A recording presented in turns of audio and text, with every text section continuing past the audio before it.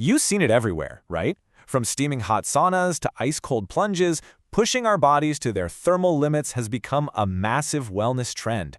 But as we're all chasing the benefits, are we maybe overlooking the very real dangers? Let's dive in. Listen to this. This comment from a Reddit thread about sauna temperatures just perfectly captures what we're talking about. While some folks are looking for a little relaxation, others are pushing their bodies into temperatures literally used for slow cooking meat. It really makes you wonder, how hot is too hot? How cold is too cold? And where exactly is that line between wellness and just plain risk?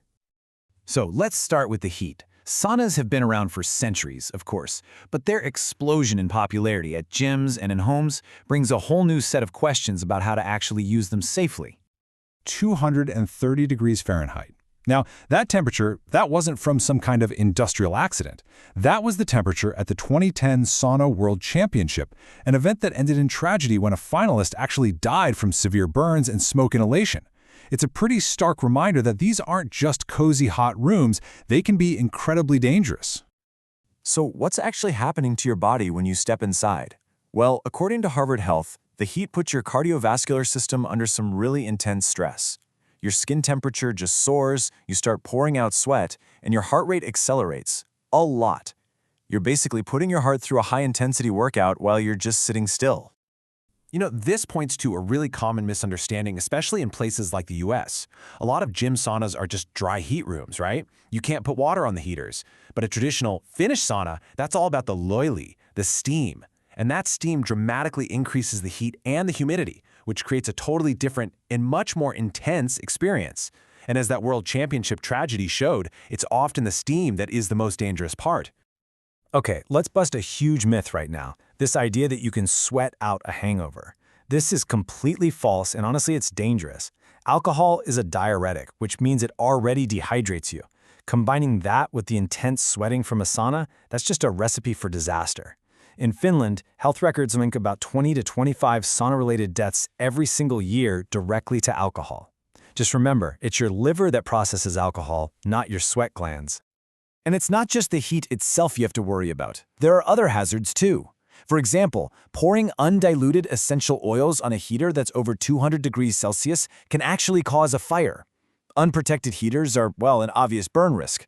And a German study found that public saunas, particularly those little foot-warming basins, can be breeding grounds for nasty bacteria.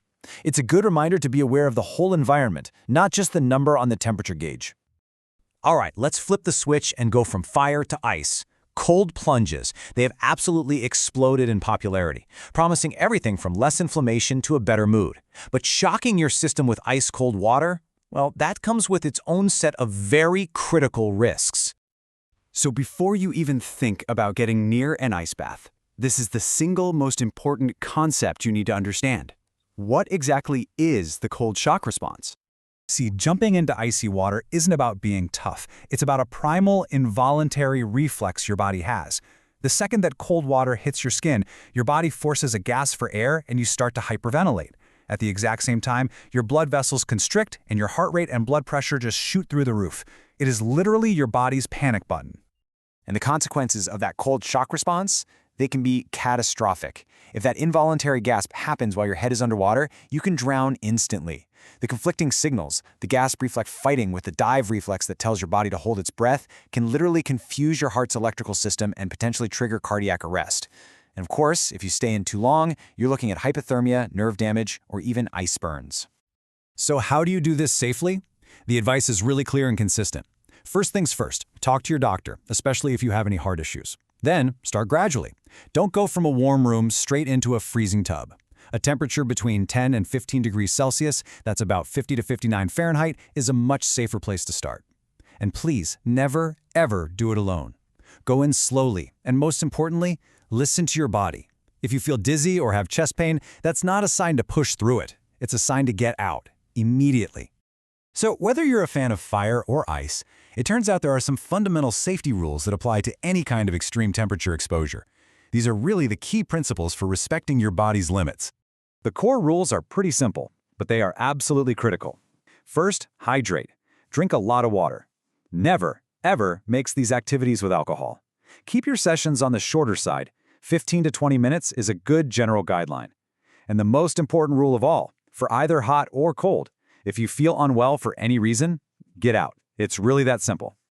Now, this language you see here, this isn't from some random warning sign. It's from a legally binding contract, a real gym membership waiver. It says you assume full responsibility for all the risks, up to and including death, even if it's caused by the gym's own negligence. What that means is, when you step into that sauna or that plunge pool, the facility has legally handed the ultimate responsibility for your safety directly over to you. And all of this brings us to our final question. We are all constantly looking for new ways to optimize our health. But in the rush to adopt these extreme practices, are we fully appreciating the powerful forces we're playing with? The real question is, are we balancing the potential rewards with a healthy respect for the very, very real risks?